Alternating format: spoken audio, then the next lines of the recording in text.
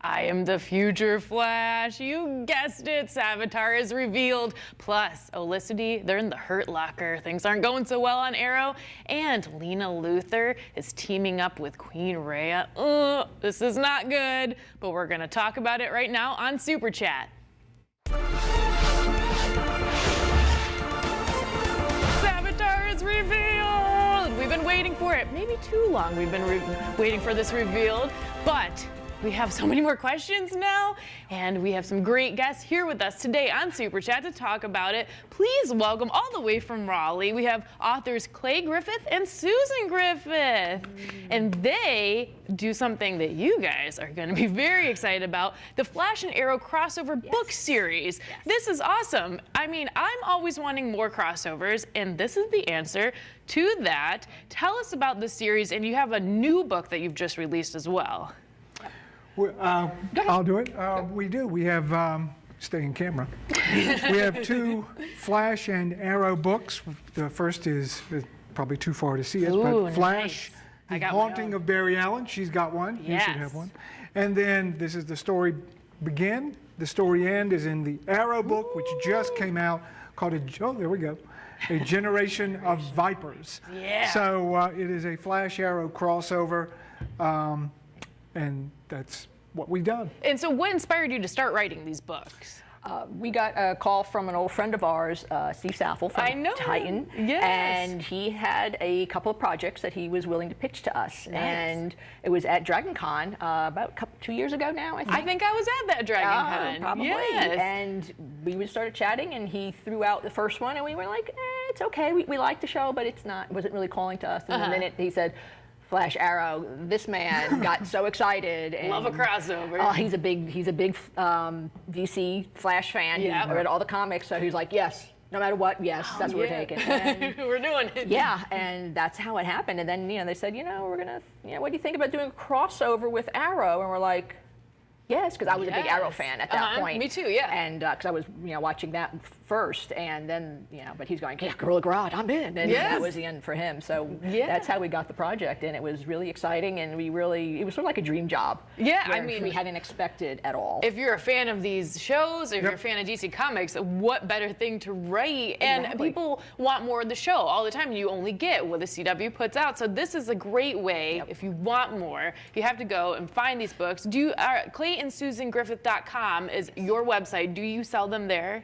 We do not sell them there. They're available on Amazon. I don't think Titan sells anything on their website. No, but anywhere you can purchase find books. Kindle, you can do Nook, all those. They're in the Amazon, bookstores. They're all online. Yes. And so before you have some other books you've been working on too, but we want to do our giveaway alert. Yes. So we are giving away their newest book, A Generation of Vipers.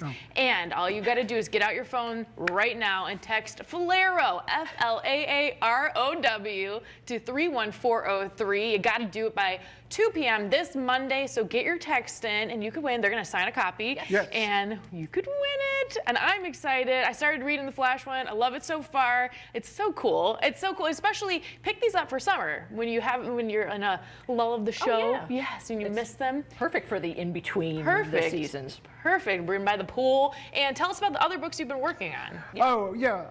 Prior to the Flash Arrow thing, we wrote, I should talk to you, I'm sorry, I'm used to being on television. Our original series that we're most known for is called Vampire Empire.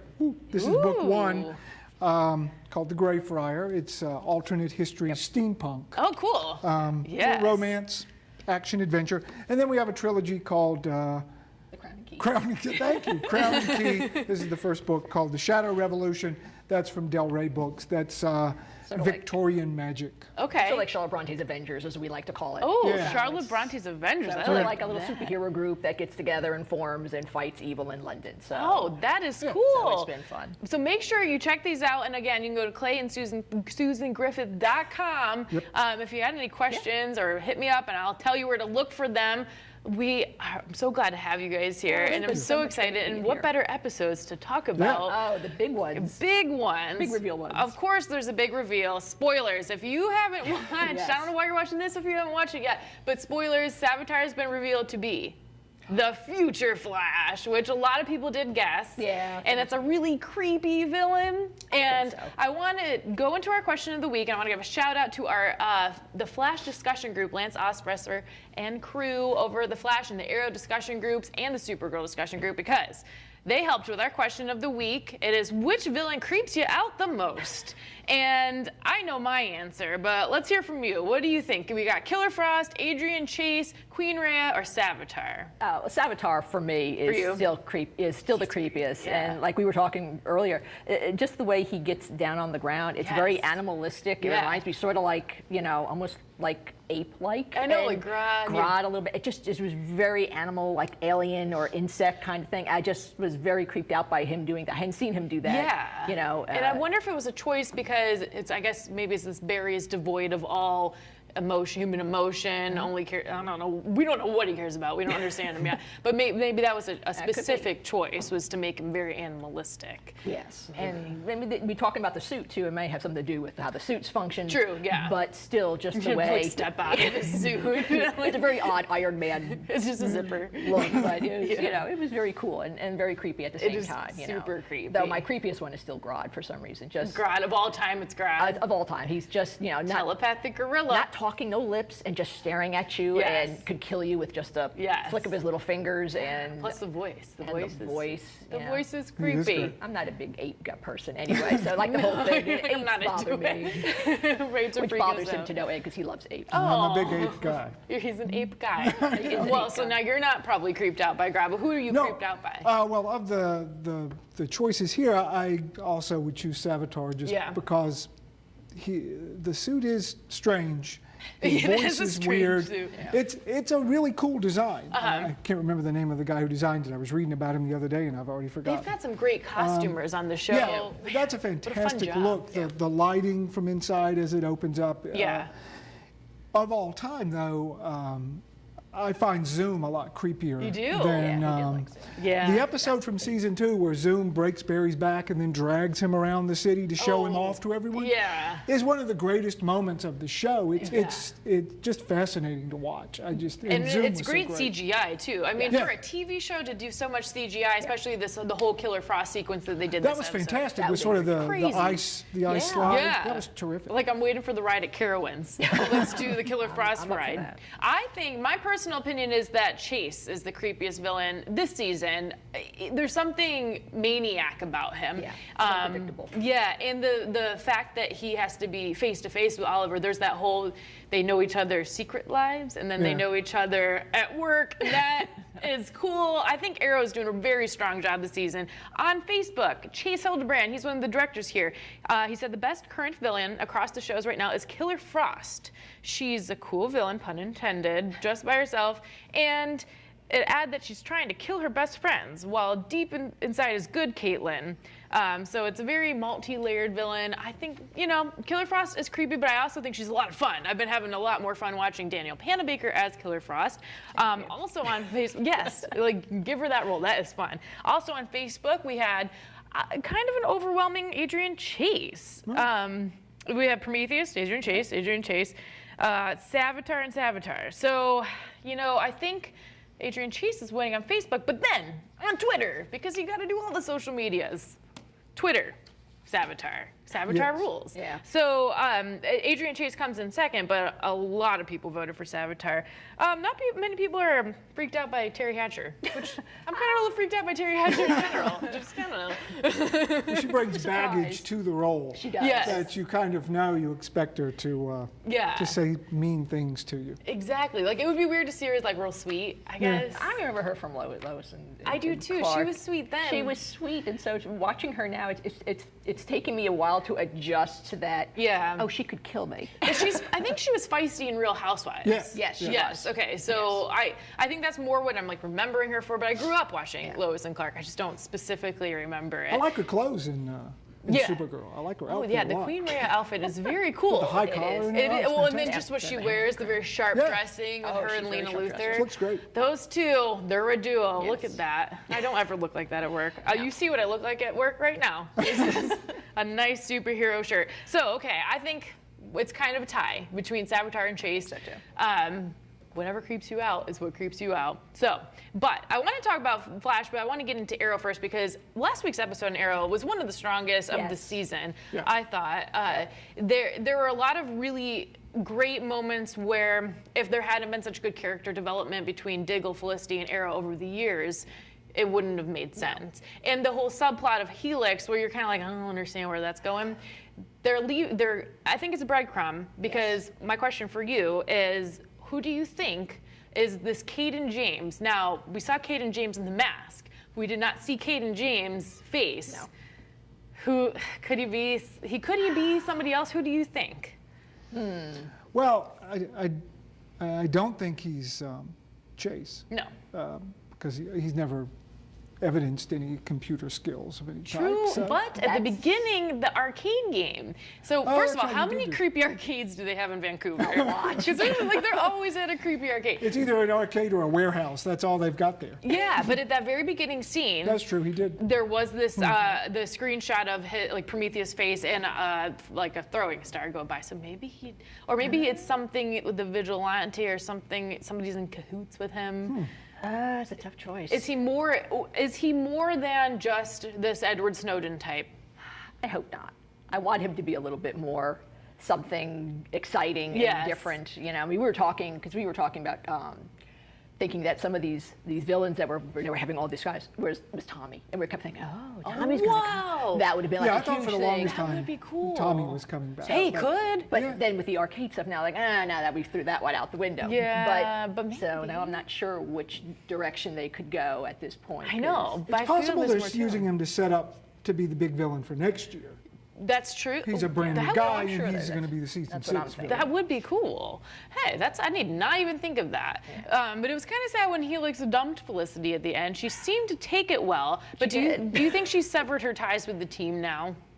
Oh, no. No. No. Yeah, I mean, even if, as with all the Arrow stuff, I mean, there's going to be strife, there's going to be, and that whole next episode, which I am totally in on, because that looks like right up my alley. Great. Now, from it, do you think Olicity is back? Oh, I would love for all our shippers. I hope so. Because I am one of those shippers, Yes. and the book has some of that in there. 'cause Okay. We were fighting on that. Well, no, the book is wanted set it. in essence when Oliver and Felicity When they're together. are a Okay. couple. It's So they're a couple automatically in this. So they're a Olicity. couple in the. Oh, so Yeah. if you missed Olicity, Right here. New There you go. Generation of Vipers. Text Flaro Yeah. to 31403. You could win it. That's cool.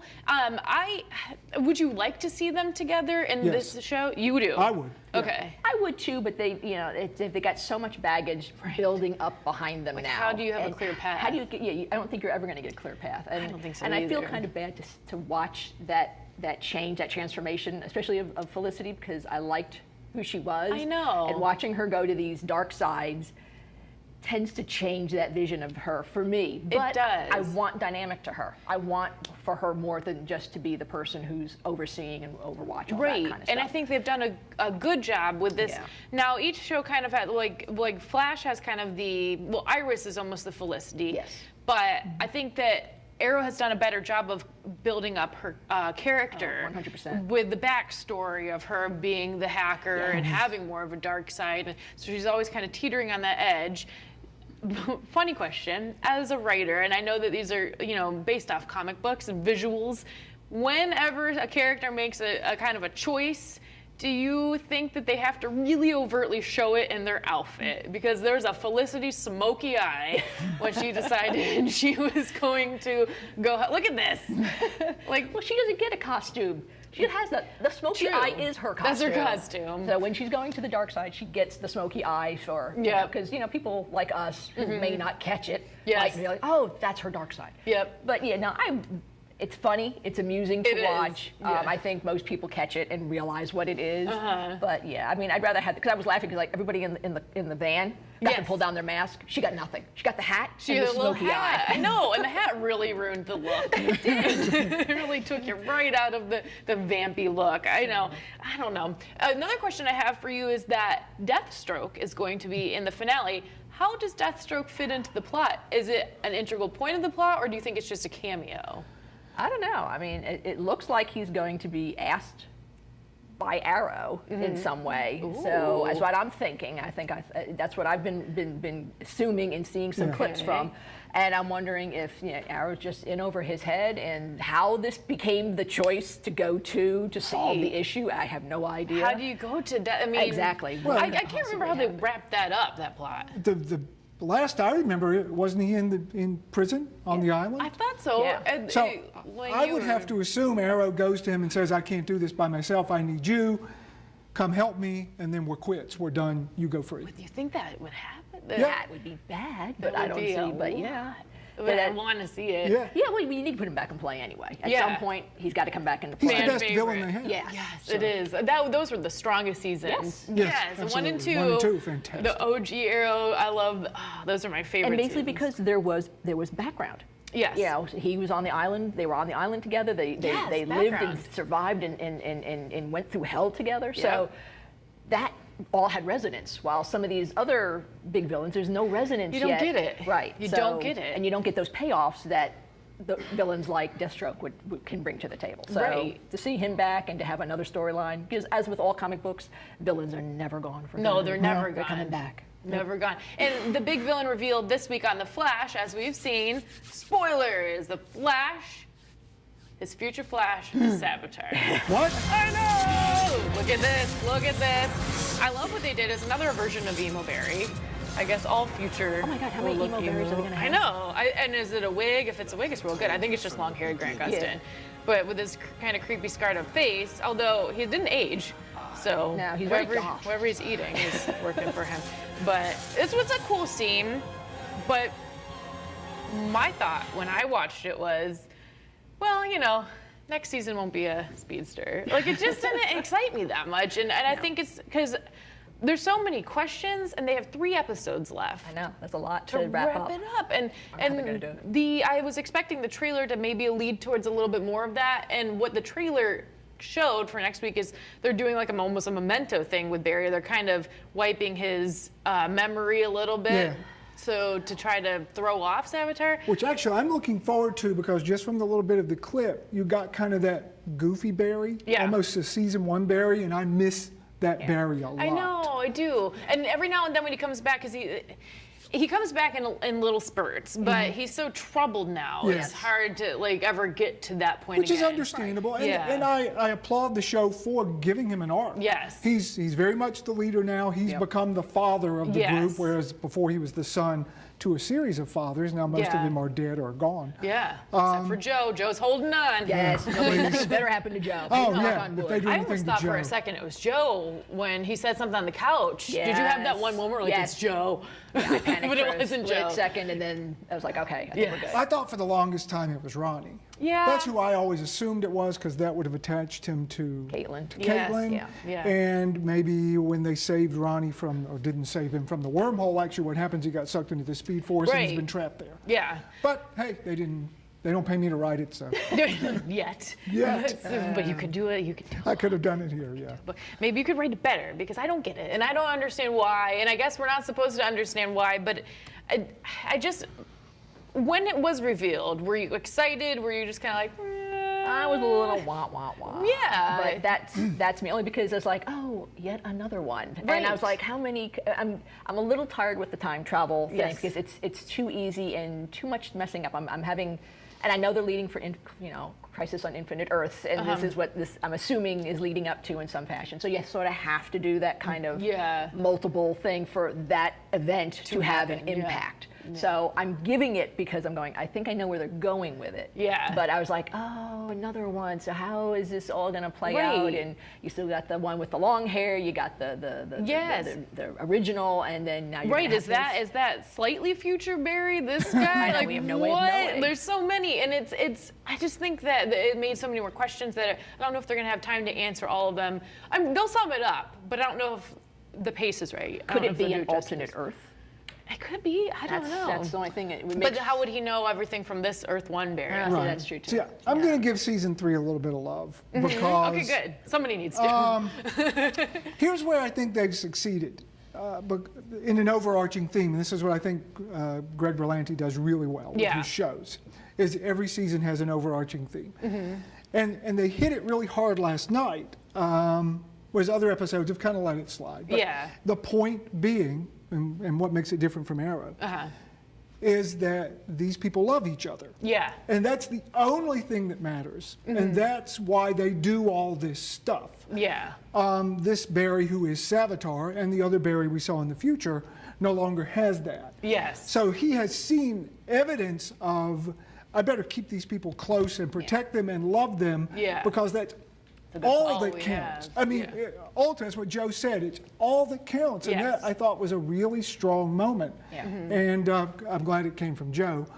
And I think the season has had that overarching theme. Again, every episode hasn't tied into it. Right, yeah. But I like that. And I think last night they did some good things with that Drove it idea. home. Yeah, I mean, you got to think, like, even Cisco lost his family. Right. You know, Caitlin's been losing family left and right. Yeah, and loved everybody's ones. been losing everybody. Right. Yes. And now Joe is even going to lose his family. Yeah. Part of his family. And so I think that seems like Clay said, that's got to be the theme. And that maybe what's going to turn the two is or help them defeat is, you know, again, maybe it's finding that, love it's that warm, for fuzzy Savitar. kind of thing, but just making sure you have your support group. Exactly. Your safety net behind you. Yeah, and without that. Which that would make sense if that emo Barry we saw in the slight future turned into the Savitar, because that guy was sad. Oh, so he was maybe the sad. work that he did, and I don't know, because here's the thought.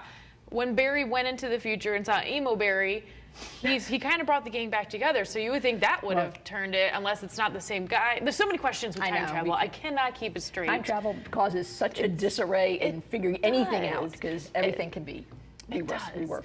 And speaking of love, the biggest plot point of the whole year, obviously, is Barry's love for Iris West, to save her, save her from Savitar. My question is for you, the biggest problem I've had with this season so far is we haven't seen an Iris West episode.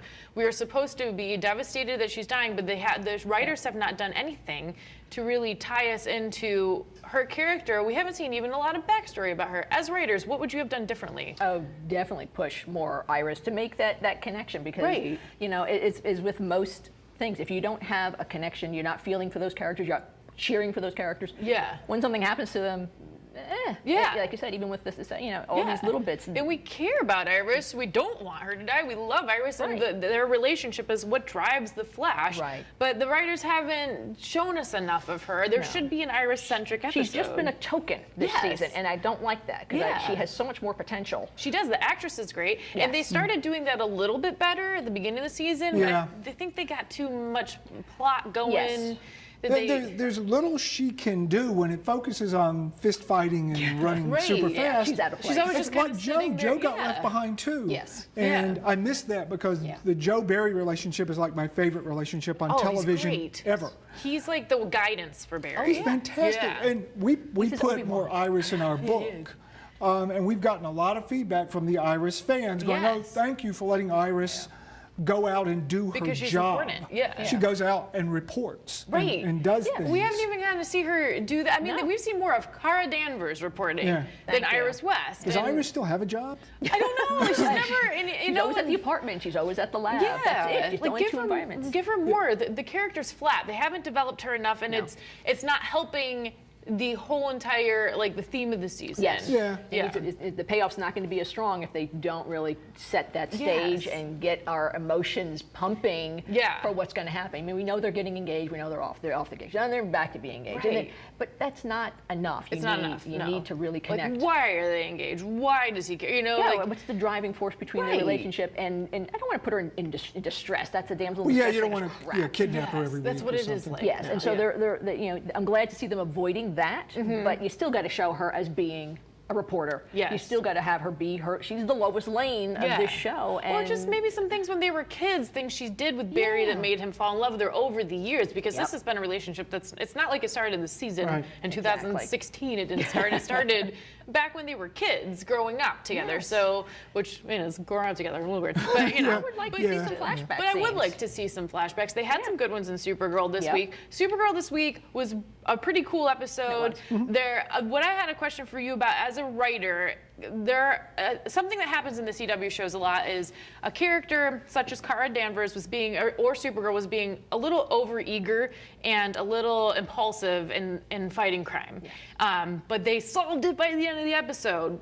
would you like to see a longer kind of lesson for her, or do you understand and are okay with them solving it? I kind of wanted a little bit more. I like the whole thought of there being consequences for her actions with that whole defense in the courtroom. That was cool. That was interesting, and to see that pop up a little bit more. Yes, maybe bring that into play. Exactly. Yeah. I think that would lend a new dynamic, because you've seen all the damage that these superheroes, like Superman entirely, especially if you watch the movies and stuff. I'm like, oh my God. The movies, yes. The movies kind of do. I mean, I'm not gonna. The movies aren't great, but they did kind of. But they showed that. That's the whole point. Right. And it seems like if that's a point they're going to make in the show, then they need to address it. You can't just you can't just mention the elephant and then ignore it. It's going to be in the room. And it would be, we were going to go into Supergirl SVU, but that would be a cool plot to see. Yes, and that would show her growth, that how she has to deal with that, and how she has to curb her strength and her anger,